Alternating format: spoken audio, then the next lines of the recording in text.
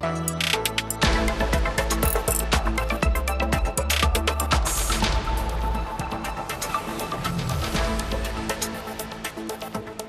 et messieurs, bonjour et bienvenue dans Focus Eco. À l'approche du mois sacré de Ramadan, la flambée des prix des produits alimentaires semble se poursuivre, ce qui inquiète les ménages. Dans ce contexte, le ministère de l'Intérieur a lancé des mesures strictes pour garantir un approvisionnement stable des marchés durant le Ramadan.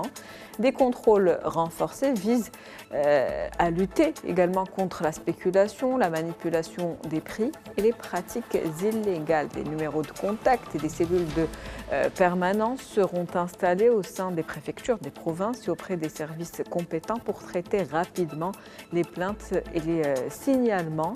Ramadan 2025, c'est le sujet de Focus Eco aujourd'hui. Avec nous pour en parler, Monsieur Yousf Garaoui, vous êtes économiste, vous êtes également président du Centre marocain pour la gouvernance et le management. Merci d'être avec nous aujourd'hui. Bonjour madame, merci pour l'invitation. Alors, la période de Ramadan est, on le sait, marquée par une forte consommation des ménages, notamment en termes de produits alimentaires.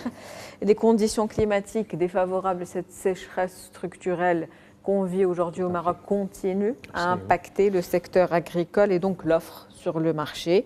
Les ménages s'inquiètent. Est-ce qu'ils ont raison de s'inquiéter aujourd'hui ? Absolument. Moi, j'ai fait une descente pour voir un petit peu les prix sur les marchés, c'est au niveau du souk populaire, et j'ai constaté que la majorité des produits alimentaires de première nécessité, je parle des carottes, des pommes de terre, des tomates, etc. Donc, j'ai constaté des augmentations de prix qui varient de 20 jusqu'à 30%. Quand on va à la catégorie des viandes rouges ou de la viande blanche, tout ce qui est volaille, éventuellement, je constate des hausses de prix qui varient de 15 à 25%. Donc, actuellement, en ce mois de février. En ce mois de février, bien avant le Ramadan.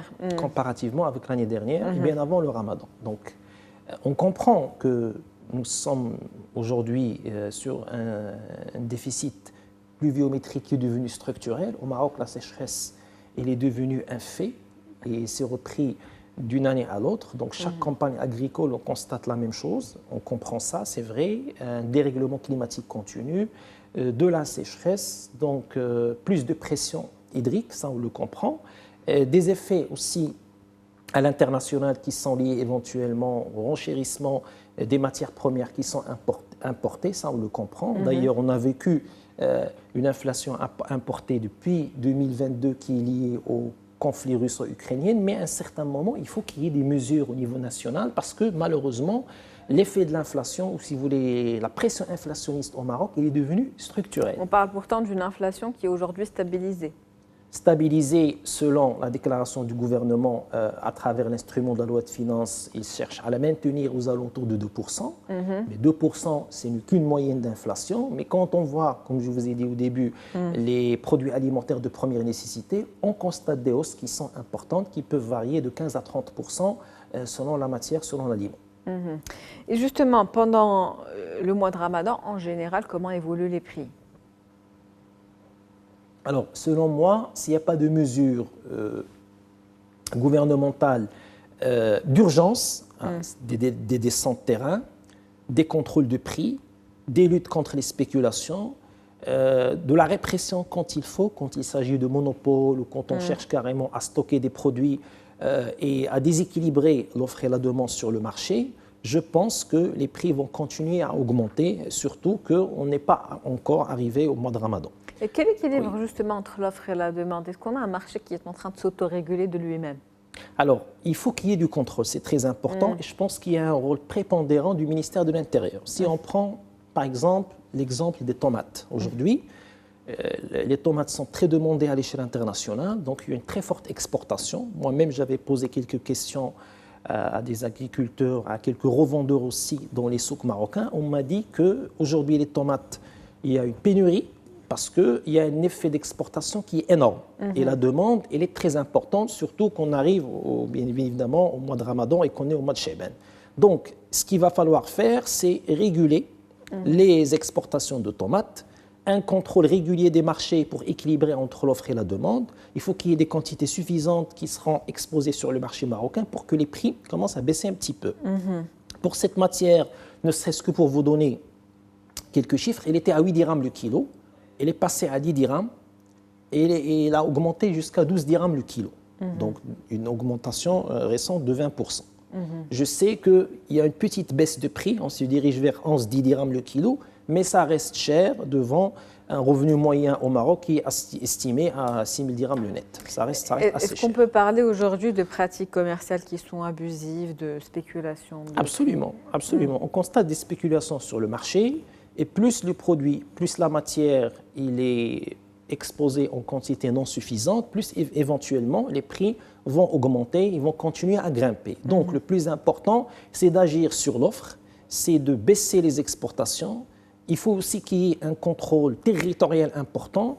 Le ministère de l'Intérieur, certes, il a un rôle prépondérant en la matière, mais je pense qu'il y a d'autres intervenants aussi qui doivent suivre l'évolution des prix. Le ministère du tutelle qui est chargé de l'industrie et du commerce, les communes rurales et urbaines aussi doivent suivre, et aussi on compte aussi sur le citoyen pour bien évidemment déposer des doléances ou bien évidemment remonter l'information quand il constate qu'il y a un abus de la part des vendeurs et de revendeurs des matières et des aliments de première nécessité. On va y revenir à ces mesures proposées par le gouvernement, mais avant ça, quel impact cette hausse des prix aujourd'hui sur le pouvoir d'achat, sur la consommation, sur l'épargne des ménages? Effectivement, aujourd'hui, nous traversons une ère très particulière. Les ménages aujourd'hui n'arrivent plus à constituer de l'épargne. Encore pire, les gens, ils arrivent au 20 ou 25 du mois, ils ont épuisé leur salaire ou leur revenu. Et les gens, aujourd'hui, ils ont tendance au crédit à la consommation. Donc, on est sur des facilités de caisse, on est sur des découverts. Et donc, malheureusement, il y a un déséquilibre budgétaire familial parce qu'aujourd'hui, les recettes des familles ne suivent plus et les gens n'arrivent plus à couvrir leurs dépenses de la même manière que c'était auparavant, il y a 1 an ou 2 ans.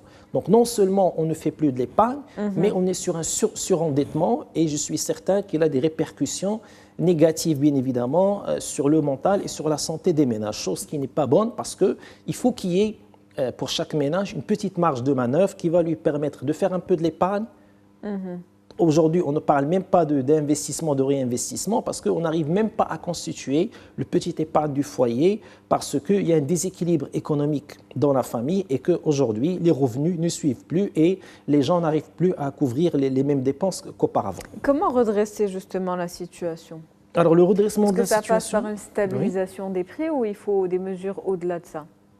Mais effectivement, il faut qu'il y ait une stabilisation des prix, mais au-delà, il faut qu'il y ait des mesures encourageantes. Je vous donne un exemple très simple. Nous avons vu des augmentations très importantes, par exemple, dans le secteur public. Grâce au dialogue social, les gens ont pu avoir 1 000 dirhams, 1 500 dirhams d'augmentation, plus la baisse marginale du LIR, les 1% de moins. Les gens ont pu avoir 400-500 dirhams de plus que les 1 000-1 500 dirhams. Je pense qu'aujourd'hui, il faut qu'il y ait un courage politique pour se tourner vers les secteurs économiques productifs, pourvoyeurs des postes d'emploi qui créent de la richesse. Je parle de l'agriculture, je parle de l'industrie, du tourisme, des services. Donc, je parle du secteur privé. Il faut qu'il y ait au moins des abattements d'IR qui sont importants, qui vont permettre aux gens d'avoir des marges de manœuvre et de bénéficier d'augmentations mensuelles qui peuvent varier de 1 000 à 2 000 dirhams. Il faut qu'il y ait un dialogue qui est ouvert avec le patronat, avec les représentants du secteur privé pour voir les possibilités, les modalités d'encourager le secteur privé pour qu'il puisse augmenter les salaires des gens qui travaillent dans le secteur privé. Et au-delà du salariat, il ne faut pas qu'on oublie le monde des affaires, il ne faut pas qu'on oublie l'entrepreneuriat, qui est aussi important. Il faut qu'on encourage les gens, qu'on les accompagne pour qu'ils puissent, bien évidemment, créer leur entreprise et, bien évidemment, s'intégrer dans la chaîne socio-économique pour qu'ils puissent créer des entreprises, employer des gens, leur donner les salaires nécessaires, etc. Alors qu'aujourd'hui, on a la TPE, la PME marocaine, qui vit une crise, elle est dans un cercle vicieux, elle n'arrive même pas à honorer les charges locatives, les dépenses de fonctionnement et trouve des difficultés en fin de mois pour payer les salaires parce qu'elle n'a pas un cycle d'exploitation, bien évidemment, qui est très solide à travers un chiffre d'affaires, à travers des encaissements de factures. Tout cela, bien évidemment, il impacte in fine le citoyen parce que le citoyen, s'il n'est pas entrepreneur, il est salarié. Donc des salaires aujourd'hui, en tout cas, qui ne suivent pas, selon vous, la cherté Absolument. de la vie actuelle, telle qu'on est en train de la vivre. Exactement, tout à fait. Donc je pense que c'est le moment de revoir les salaires et de revoir aussi comment on peut gérer le plan de carrière des gens, que ce soit dans le secteur public, que ce soit dans le secteur privé. Ça doit être basé sur le mérite, sur le rendement. Moi, je suis étonné de voir des gens qui sont augmentés systématiquement dans le secteur public sans qu'il y ait, par exemple, de rendement ou d'efficacité qui suit. Le secteur privé, comme j'ai dit, il a de la performance, mais à un certain moment, les gens doivent avoir des marges de manœuvre. Il faut chercher à améliorer leurs revenus parce que nous vivons aujourd'hui une inflation qui est structurelle et qui peut continuer au-delà du Ramadan. Moi, je vois l'inflation en 2026, 2027, etc., parce qu'il y a des, si vous voulez, il y a des conditions aujourd'hui, malheureusement, qui durcissent l'effet d'inflation, qui durcissent cette pression inflationniste. Et je pense que ça va continuer les années à venir. Le dérèglement climatique, la sécheresse, tout ce qui se passe en termes de géopolitique, géoéconomie, au Moyen-Orient, l'incertitude économique, absolument. Le renchérissement des prix des matières premières. Donc, il y a les effets de l'inflation importée, il y a l'inflation structurelle qui est devenue aujourd'hui au Maroc structurelle, parce qu'on n'a pas de mesures de contrôle, de lutte contre les spéculations. On a bien évidemment un dérèglement climatique qui est continu, des problématiques qui sont liées à la culture de la terre, une récolte céréalière qui est devenue en deçà des attentes d'une année à l'autre. C'est des conditions aujourd'hui, malheureusement, qui durcissent encore l'inflation au Maroc. Et justement, le ministère, donc, comme je disais tout à l'heure en préambule de l'Intérieur, a annoncé en tout cas, le lancement de mesures strictes pour garantir d'abord un approvisionnement stable des marchés durant le mois de Ramadan et puis une stabilité également des prix. Quelles sont les attentes par rapport à cela ? Effectivement, il faut qu'on fasse attention à une chose. Je pense que la déclinaison ou la mise en œuvre d'actions de contrôle et d'accompagnement doit se faire maintenant. Il ne faut pas qu'on attende la veille du Ramadan pour commencer ça. La deuxième chose très importante, je pense qu'on est devant une chaîne. La chaîne, il faut la traiter de bout en bout. C'est-à-dire, on contrôle la production, on s'assure qu'on va mettre sur le marché des quantités suffisantes qui vont suivre aux approvisionnements des gens, mais au-delà, il faut contrôler aussi la distribution, la vente, la revente, la lutte contre les spéculations. Les intermédiaires. Les intermédiaires, absolument. Le contrôle des prix à la source. Parce que le revendeur final, lui, s'il subit un prix élevé, il va mettre 10-20% de marge, il va exposer le prix final. Donc, il faut s'attaquer au vrai problème parce que j'ai vu les années précédentes, on se dirige vers les souks, vers les marchés, et on part chez l'épicier ou le petit revendeur pour lui dire pourquoi tel prix, il faut afficher ce prix. Ce n'est pas ça qu'on va régler pour la problématique. La problématique, elle se règle à la source. Il faut qu'on voit le coût de revient, il y a combien, le prix de vente gros, le prix de vente du grossiste, et on descend pour contrôler toute la cascade de prix jusqu'au prix final qu'on va exposer aux citoyens.